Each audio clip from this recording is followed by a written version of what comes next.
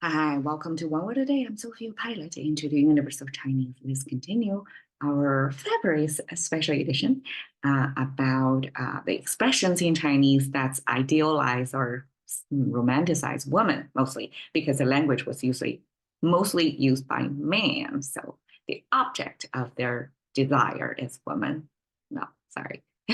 Probably the other orientation was not amplified, was actually suppressed, probably culturally. I don't exactly know, at least linguistically, like language expressions. That's the case. That what we see mostly these features, 倾国倾城. If you ask a Chinese, 倾国倾城 is definitely used on women. Nobody would imagine. I mean, very rarely people would attribute such level of nation collapsing, town burning level of beauty to a man. A man supposed to be the defender of nation and the town, not the reason to collapse them. But I guess here there is this intercultural overlapping or intersection of in Chinese, this expression 倾国倾城 means a woman so beautiful that it actually lead to the destruction of a nation or a city. Well, you can come up with a plot of why that's the case. Okay, but in Western mythology, the city of Troy, right? The whole drama there is about a woman, Helena, right? It's two nations fight over a woman. I mean, mostly starts from two men, right? Two men want to fight for this woman, and then a big war happened, and that became epic or historical. So I guess in the East and West, this level of beauty, this destructive power in beauty exists. So 倾国倾城 share this verb that's 倾 and 倾. Okay, you can see three parts, right? The left part looks like this. It's a human figure. That's actually a side view of a human figure. Took me some time to understand. It's a human that's kind of doing this. So the first stroke on the front is the arms, kind of like that. And then the whole is the torso on the back. The longer side is the torso on the back. So it's a side view of a human figure. And then you see this, it's kind of like a flipped over, flipped over human view on this. And then the right side, the most complicated thing there, it's a face on top of human figure again. So actually there's three human figure, except the third human figure is kind of sitting on the heel, kind of knee bending. You can see the knee bending, and this is the cute little butt. And okay, this is the heel, kind of like this. When you sit on the heel need to be perpendicular to the ground. So here is a zoom in like a big head. The reason why it's a head is this structure is a nose bridge here. And then the two vertical lines, two horizontal lines are the verticalized nostrils. So nostrils are supposed to be, if this is a nose bridge, you have two nostrils, and that's probably expressed by this, right? That's more physically like that's more realistic, depicting this part of your face. But to save the space, it's verticalized. So the two nostrils got stacked up, and that's the center of the face. Then there is a huge line that's full frame, drawing out the peripherals of the face. If you abstract the face as a circle, so this part is the center of the circle, and here are the circumference of the circle, right? If we study geometry, the abstraction of a face was like that. So there are many other things on the face. It was not important to define a face. We just pin down the center and draw the peripheral. I mean, not peripheral, the perimeter, circumference, okay? circumference means the distance, but this is the peripheral, the line, right? So to define a shape geometrically, Chinese did exactly that. And that's the face that define the center and the whole circle, the sphere, the borderline of the face. Okay, now it sits on top of this sitting on the heel type of side view human body. And the whole thing means it's the head. It's like a zoomed out big head there. So now we have this turned around the other way looking human figure with the head. That actually means the head not straight, the head tilted. The reason why is because this is the normal human figure. And when it's doing this, that means that means there is something against. There's something, I guess, not came in its original natural order. It's kind of anti-establishment almost, right? So this is, you can view this as against. So this is the human figure. This is against the regular human figure. And when paired with this big head, that means it's not straight head, it's tilted head. So this tilted head then paired with human figure, that means a tilted, something tilted. This person's not standing straight, perpendicular to the ground. That person, the whole person is tilted. And eventually from that tilting person, because when you tilt too much, you're going to fall, right? That's just physics. So this character eventually paired with nation, paired with political structure. Or if it's a town, it's like a fortress, right? It's a military structure. You can view military/political structure. And when things are tilting too much in there, it's going to collapse. So eventually this character becomes collapse, this collapsing power of either nation level or town level. So let's unpack nation and the town. You see some common features in here, right? This structure.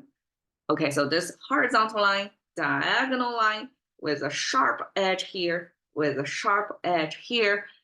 That's a Chinese ancient weapon. And because I came across so many times of this character, embedded in some other characters, and I realized, okay, that's probably ancient farming tool in peacetime, but in wartime, easily converted to weaponry. So this farming weapon conversion was necessary back then because, very rarely any country can afford in the previous era, imagine they don't have high GDP, the productivity was low compared with today to begin with. So people with extra resource to even make a war, it's very costly back then. Even today it's costly, right? New technology, new material, still new cost. But ancient times, this conversion, this versatility of tools, you can use it as farming tool or a weaponry. That was a necessity to survival. So this weaponry used to build both the country and the town. Okay, so country, besides this weaponry, we have this circle thing, and then we have a horizontal line. So horizontal line, you can view it as simplification of land because we live above this horizontal line, which is the ground. So this is the ground. And then the circle, it could mean the border of a place or, a piece of land, just a space. Now we have the land actually viewed in one-dimensional, which is the ground level, or two-dimensional, which is a space with border, right? So you can view it in 1D or 2D. You have to defend it with weaponry. That's a necessity. That's the kind of foundation how you can have a nation. You have to have this military power in there. And then the whole thing is packed within a giant border. So Chinese the character have to be formed within the space of this frame, right? So you see I cut up this rectangular shape, and all the Chinese character have to fill that space. And when it's filled to the like a borderline of the whole frame of the Chinese character space, that simply means the maximized border. So maximized borderline of your defendable space, either view it 1D or 2D land symbol, then that's Chinese definition of nation. Okay, I guess this nation have to be military power defended, defensible. That's the core. And the land, defensible land, that's nation. Okay, now Cheng also have to be defended. We have the same weaponry, and there's another weaponry which have this sharp edge on this long staff. I mean, it could mean a spear, right? So it has a metal part, long staff, probably something you can either poke your enemy from distance, or you can throw afar as a like projectile. Either way, I don't exactly know how ancient people fight, but the sharp edge gotta be metal, right? And I don't know, sometimes maybe put poison on the tip of it, up to the technology back then. And then there is this vertical line over there. Again, that could be a type of weaponry as well. So you can see this is a collection of weaponry that's in all sizes and shapes and functions how to use, right? And this is kind of farming to converted, but this spear is probably a specialized, like you cannot use speed to farm, right? So that's a dedicated weapon. Then this collection of weaponry next to the soil symbol. Okay, soil symbol, 2 horizontal lines, 1 vertical line. First horizontal line is the ground level, kind of similar to this just 1 horizontal line by itself is ground level. And then vertical line means something growing in the ground, sort of plant, non-specified generic plant. Second horizontal line intersect at a very tip, like you have to note this vertical line cannot pass through the second horizontal line. It has to intersect right there. And that means the second one, horizontal line, is a pointer, kind of like a contemporary arrow in contemporary symbolism. So arrow pointing to the very tip of the root. That means the surrounding of the root. It's not the root itself, but it's what the root is rooted on, which is the soil. And soil means farmable land. Okay, so weaponry, all sorts of weaponry. Some are farming to converted weaponry next to this farmable land. And that's a definition of our town. So I guess this, well, there's one more step. So this farmable land is what you need to defend on, right? But the town is an enclosure. It's kind of like a fortress. And this fortress also made from, I mean, in contemporary fortress could be made of stones cut into certain shape, or bricks, right, that form into certain shape so they can be stacked up together, form walls. So this farmable land then was used as a symbol, oftentimes with construction, with city building or town building or house building, right? Something related to architecture, related to human-made objects that's standing above the ground. So this town then means, okay, it's a build up, it's architecture, and it's defensible, like so many tools, weapons to defend it. So that doesn't have this big, huge border thing, but that has the essential thing as either you're defending it for the farming land, or you're defending it for this land, the soil used from, extracted from the land to build such enclosure structure that made of the town. Okay, so 倾国倾城actually is, just like Hellenic Hellenistic, Helena, okay, story in the Greek mythology that, wait, is that a Greek mythology or Roman mythology? But ancient Western civilization origin of stories, like one of the major big fights over women. So that's the level of beauty that's destructive, that cause nation collapse, towns collapse. So 倾国倾城, here is a tribute to the author, Chinese author who lived, who was born before Chinese Communist Party took in power. So she was educated in the traditional Chinese educational system tradition. And actually, she was actually had education in, I guess, Christian schools that pick up good English because her parents were well educated, connected back then. That she got such special education that's both East and West, deeply rooted in both cultures. So she came out as outstanding author, like one of a kind in her generation. And she refused to acquiescing to the new communist power because she totally didn't buy into the communism ideology at all. Eventually moved to the US. But one of her masterpiece, a story she made up with, is 倾城之恋.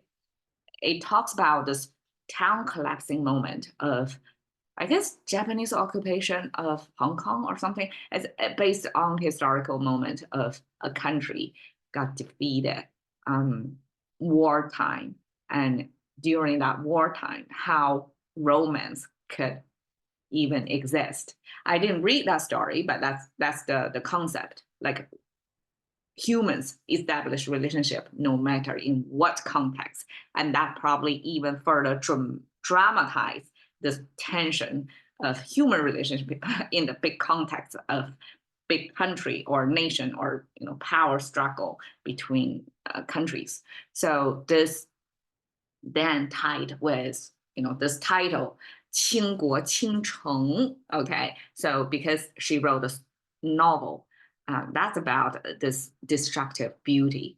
And then 一飘零 means even if she is as beauty or outstanding, have this destructive power, beauty, or at least tell our story about this destructive beauty, she herself has to 飘零, like a flowing in the wind, got uprooted from the land where she was born into. She has to flew over to America to spend the rest of her senior years over here. And for Chinese, that's a cruel twists and turns in life that you have to leave your home country where you're born into to move to a new place. And so that's a tribute to her biography, I guess. And so this is the author name, Yiling Zhang Ailing, and yeah, that's in our literature. She wrote about this powerful context of country in destruction and then relationship in that context, destructive beauty. 倾国倾城, cash into the currency of thinking by one word a day with something.